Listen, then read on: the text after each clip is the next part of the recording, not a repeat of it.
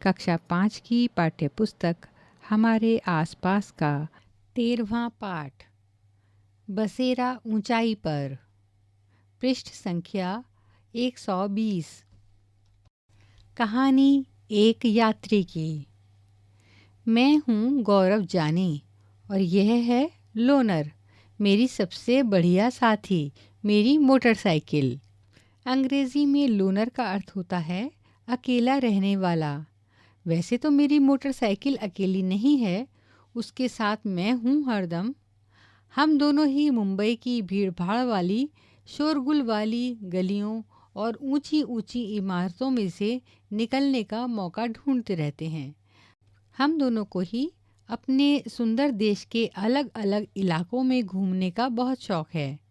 आज मैं तुम्हें सुनाता हूँ एक अद्भुत कहानी, दुनिया के सबसे ऊंचे रास्तों पर मोटरसाइकिल यात्रा की। कैसे की तैयारी। मेरी यात्रा थी लगभग 2 महीने की। इतने दिनों के लिए सामान ले जाना, वह भी मोटरसाइकिल पर लाद कर। मैंने बहुत सोच समझ कर ज़रूरत का सामान इकट्ठा किया। रहने के लिए टेंट, बिछाने के लिए प्लास्टिक की शीट और स्लीपिंग बैग, गर्म कपड़े, काफ़ी दिन तक ख़राब ना होने वाला खाना, कैमरा, पेट्रोल, रखने के लिए डिब्बे इत्यादि भी। मैं मुंबई से निकला। महाराष्ट्र, गुजरात और राजस्थान के छोटे बड़े शहरों से होता हुआ दिल्ली पहुंचा। मुंबई से दिल्ली तक का 1400 किलोमीटर का रास्ता मैंने 3 दिन में तय किया। मुझे पूरी उम्मीद थी कि दिल्ली में मुझे कुछ नया देखने को मिलेगा, पर दिल्ली भी मुंबई जैसी ही लगी। इतने सालों से मैं थक चुका था एक तरह के शहर देखते देखते। पृष्ठ 121। वहीं एक जैसे घर, सीमेंट, ईंट, कांच और स्टील के बने हुए। अब आने वाले दिनों के बारे में सोचकर मैं बहुत उत्सुक था। मेरी कल्पना थी कि मुझे देखने को मिलेंगे लकड़ी के घर, ढलवां छत वाले और बर्फ से ढके घर, बिल्कुल वैसे जैसे मैंने किताबों में भी देखे थे। दिल्ली में सारा सामान भरवा कर मैं आगे बढ़ा।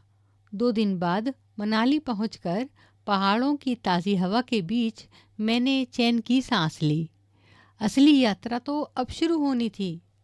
जम्मू कश्मीर राज्य के कई मुश्किल रास्तों से होते हुए हमें लद्दाख में लेह तक जाना था। पता करो, नक्शे में देखकर बताओ कि मुंबई से कश्मीर जाने के रास्ते में कौन कौन से राज्य आएंगे। गौरव जानी मुंबई से दिल्ली तक के रास्ते में जिन राज्यों से गुजरे उनकी राजधानियों के नाम पता करो। क्या और कोई भी बड़ा शहर रास्ते में आया होगा? मनाली मैदानी इलाका है या पहाड़ी? यह शहर कौन से राज्य में है? मेरा नया घर। मैं और मेरी लोनर आगे बढ़े जा रहे थे। मुझे सिर्फ भरपेट खाना चाहिए था और रात की ठंड से बचने के लिए टेंट। मेरे छोटे से नायलॉन के टेंट में इतनी ही जगह थी कि मैं सो सकूं। रात के समय मेरी मोटरसाइकिल टेंट के बाहर पहरा देती। सुबह की ठंडी हवा और चिड़ियों की चहक से ही रोज़ आँख खुलती। पृष्ठ 122। बताओ, क्या तुम कभी टेंट में रहे हो? कहाँ? कैसा अनुभव था? मान लो तुम्हें अकेले पहाड़ पर 2 दिन तक एक टेंट में रहना है और तुम अपने साथ केवल 10 चीज़ें ले जा सकते हो। उन 10 चीज़ों की सूची बनाओ जो तुम ले जाना चाहोगे। तुमने किस किस तरह के घर देखे हैं, उनके बारे में बताओ। चित्र भी बनाओ। ठंडा रेगिस्तान। आखिरकार मैं और लोनार लेह पहुंच ही गए। अजब अनूठा था यह इलाका, सूखा, समतल और ठंडा रेगिस्तान। लद्दाख में बहुत ही कम बारिश होती है। यहाँ दूर दूर तक दिखते थे बर्फ से ढके पहाड़ और सूखा ठंडा मैदान। लेह शहर की एक शांत गली में सफ़ेद पत्थर के सुंदर मजबूत घरों को देखा। थोड़ा आगे बढ़ा तो कुछ बच्चे झूले झूले यानी स्वागत स्वागत चिल्लाते हुए मेरा पीछा करने लगे। वे लोनर को देखकर बहुत हैरान थे। सभी मुझे अपने अपने घर ले जाना चाहते थे। ताशी के घर पर। ताशी का जोर चला और वह मुझे खींचकर अपने घर ले गया। उसका घर 2 मंजिला था। पत्थरों को काटकर एक के ऊपर एक रखकर बना था। उन पर मिट्टी और चूने से पुताई की हुई थी। अंदर से घर छप्पर जैसा लग रहा था। हर तरफ घास फूस पड़ी हुई थी। ताशी मुझे लकड़ी की सीढ़ियों से पहली मंजिल पर ले गया। उसने बताया कि वह और उसका परिवार ऊपर की मंजिल पर रहते थे। पृष्ठ 123। नीचे की मंजिल पर जानवरों के रहने की जगह थी और ज़रूरत का सामान इकट्ठा करके रखते थे। सर्दी के दिनों में अक्सर इनका परिवार भी नीचे की मंजिल पर जानवरों के पास ही रहता। नीचे की मंजिल में कोई खिड़की भी नहीं थी। छत को मजबूत बनाने के लिए पेड़ों के मोटे तने इस्तेमाल हुए थे। फिर ताशी मुझे घर की छत पर ले गया। आसपास का नज़ारा तो देखते ही बनता था। सभी घरों की छतें समतल थीं। कहीं लाल मिर्च सूखने के लिए फैली थी तो कहीं सीताफल और मक्का। किसी छत पर धान के ढेर लगे थे तो किसी पर उपले सूख रहे थे। ताशी ने बताया कि छत उनके घर का सबसे महत्वपूर्ण हिस्सा है। यहाँ गर्मियों की तेज़ धूप में ही बहुत सारी फल सब्जी सुखा ली जाती है। ये ठंडे दिनों में इस्तेमाल होती है जब फल सब्जी नहीं मिल पाते। सोचो यह किन महीनों में होता होगा और क्यों? वहाँ खड़ा मैं सोच रहा था कि किस तरह उनके घर का हर हिस्सा एक ख़ास सोच से बनाया गया था, बिल्कुल वहाँ के मौसम और लोगों की ज़रूरत के अनुकूल। मुझे यह समझने में देर नहीं लगी कि मोटी मोटी दीवारें, लकड़ी के फर्श और लकड़ी की छत ही ठंड से बचाते होंगे। लिखो, ताशी के इलाके के लोग सर्दियों में नीचे की मंजिल पर रहते हैं। वे ऐसा क्यों करते होंगे?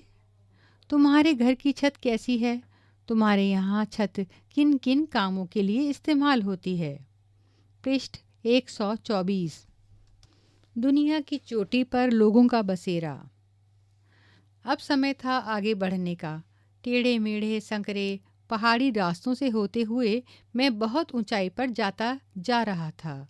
कहीं सड़क तो कहीं बड़े बड़े पत्थर। लोनर का चलना मुश्किलों से भरा था।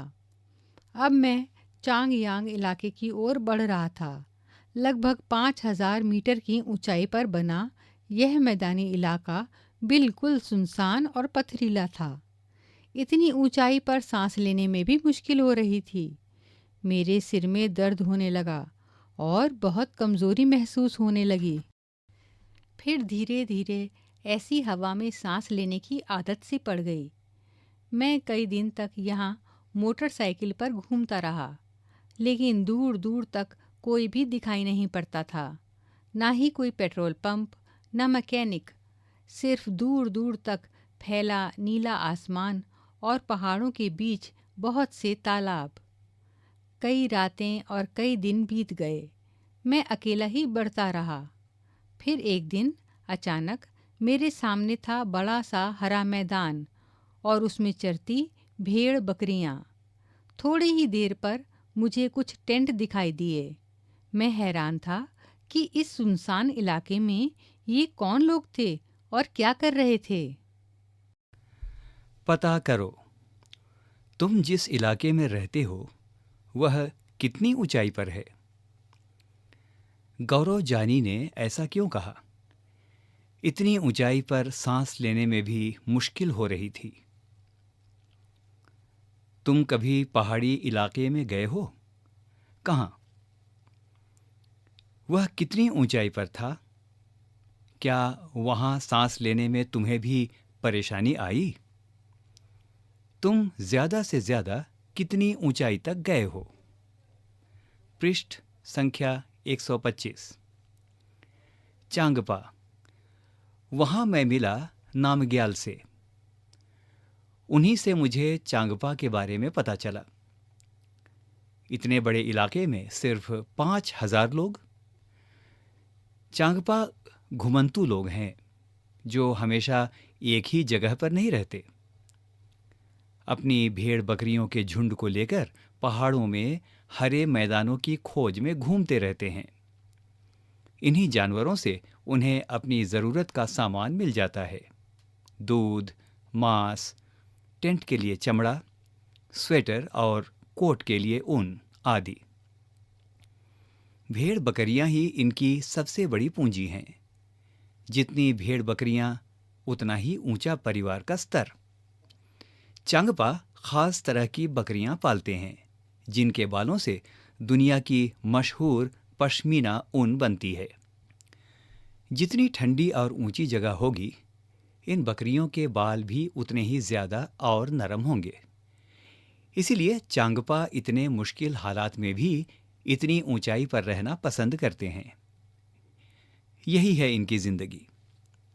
मैं मोटरसाइकिल पर तो अपना थोड़ा ही सामान लाया था, लेकिन ये लोग अपना पूरा घर और सामान घोड़ों और याक पर लाद कर घूमते हैं। जब आगे बढ़ना हो तो ये सिर्फ 2.5 घंटे में अपना डेरा समेट कर निकल पड़ते हैं। जहाँ ठहरना हो वहाँ कुछ ही देर में ये अपने टेंट गाड़ लेते हैं और तैयार हो जाता है इनका घर। आपका स्वागत है, कहते हुए नामग्याल मुझे बहुत बड़े तिकोने टेंट में ले गया। ये अपने टेंटों को रेवो कहते हैं। याक के बालों से बुनाई करके चांगपा पट्टियां बनाते हैं जिन्हें सिलकर जोड़ लेते हैं। पृष्ठ संख्या 126। ये बहुत मजबूत होती हैं और गर्म भी। पट्टियां 9 डंडियों के सहारे जमीन से बंधी थीं।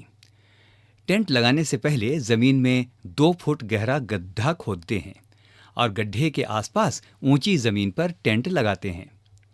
टेंट में घुसने पर मैंने पाया कि वह खूब ऊंचा था और मैं आराम से सीधा खड़ा हो सकता था। अपने टेंट में मैं ऐसा नहीं कर पाता। रेबो अंदर से मेरे मुंबई वाले फ्लैट के एक कमरे जितना बड़ा था। 2 लकड़ी के बड़े डंडों के सहारे खड़ा था। रेबो के बीचों बीच एक खुला छेद था जहां से चूल्हे का धुआं बाहर जा सके। नामग्याल ने बताया कि इनके टेंट का डिजाइन 1000 साल से भी पुराना था। इससे टेंट में रहने वाले चांगपा ठंड से बचे रहते हैं। ठंड भी कैसी! सर्दियों में यहाँ का तापमान 0 से कई डिग्री नीचे चला जाता है और हवा भी बहुत तेज चलती है। दुनिया में मशहूर पश्मीना। माना जाता है कि एक पश्मीना शॉल में 6 स्वेटरों के बराबर गर्मी होती है। इतनी गर्म पर मोटी बिल्कुल नहीं। यह पश्मीना बनता है पहाड़ी बकरियों की एक खास नस्ल से जो लगभग 5000 मीटर की ऊंचाई पर रह सकती हैं। यहाँ सर्दियों में तापमान 0 सेंटीग्रेड से भी बहुत कम, यानी -40 डिग्री सेंटीग्रेड तक चला जाता है। इतनी सर्दी से बचने के लिए बकरियों के शरीर पर बहुत ही बारीक और नरम बाल उगाते हैं जो गर्मियों में झड़ जाते हैं। ये बाल बहुत ही पतले होते हैं, इतने पतले कि बकरी के 6 बाल मिलाकर तुम्हारे सिर के 1 बाल की मोटाई के बराबर होंगे। इसलिए पश्मीना शॉलों को मशीनों द्वारा नहीं बुना जा सकता। इनकी बुनाई हाथों से करने के लिए खास बुनकर होते हैं। अगर एक बुनकर 250 घंटे बुनाई करे तब जाकर एक साधारण पश्मीना शॉल तैयार होती है। इतनी मेहनत! सोचो, अगर डिजाइन वाली शॉल बुननी हो तो कितने दिन लगेंगे। पृष्ठ संख्या 127। 1 घंटे में 70 किलोमीटर की गति। सोचो, अगर तुम अपने गांव में बस में बैठे और वह इसी गति से चले तो तुम 1 घंटे में कहां पहुंच जाओगे। रेबो के पास ही भेड़ बकरियों को रखने के लिए एक जगह बनी थी। इसे चांगपा लेखा कहते हैं। लेखा की दीवारें पत्थरों और चट्टानों को एक दूसरे पर रखकर बनाते हैं। हर परिवार अपने जानवरों के झुंड पर पहचान के लिए खास निशान बनाता है। रोज सुबह झुंड को लेखा से बाहर निकालकर गिनकर चराने ले जाते हैं और ये काम औरतों और जवान लड़कियों का रोज का काम है। चांगपा लोगों की जिंदगी पूरी तरह से इन जानवरों से जुड़ी है।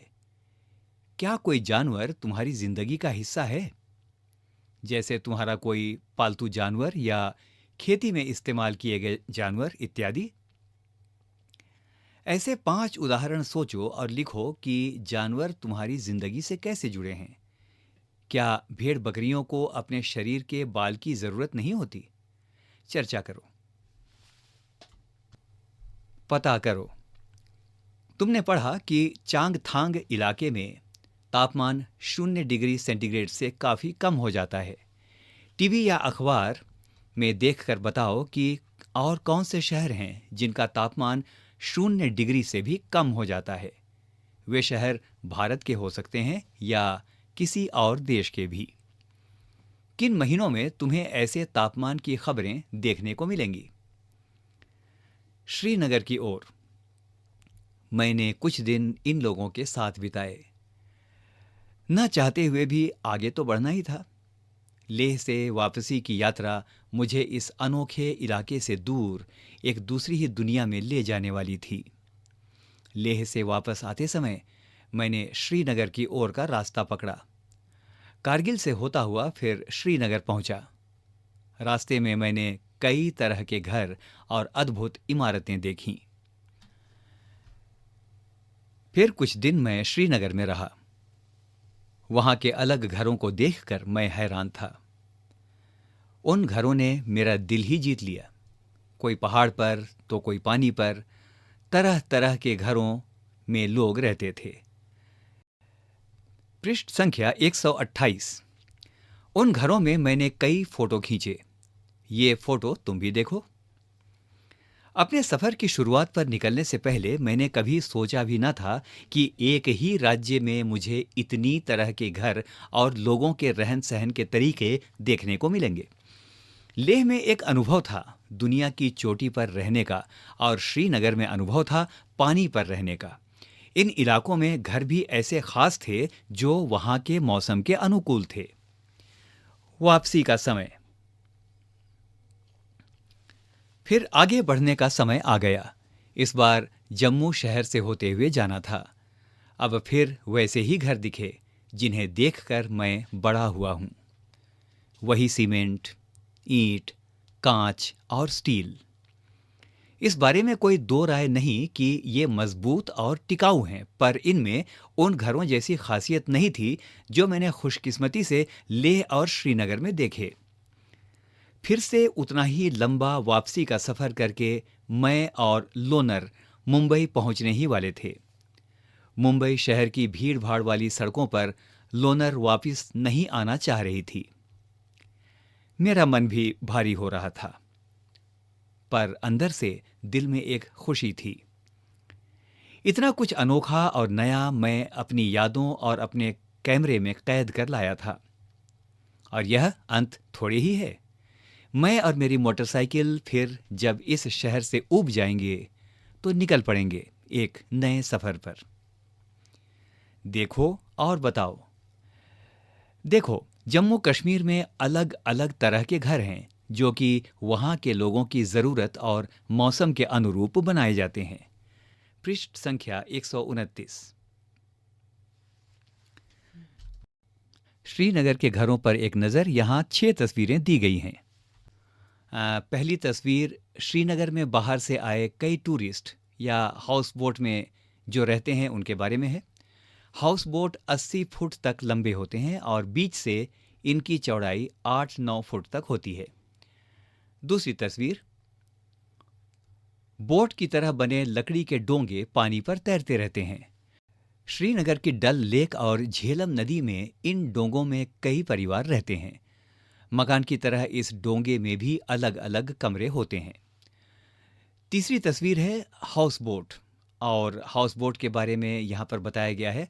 हाउस बोट और कई बड़े घरों की अंदर की छत पर लकड़ी की सुंदर नक्काशी होती है।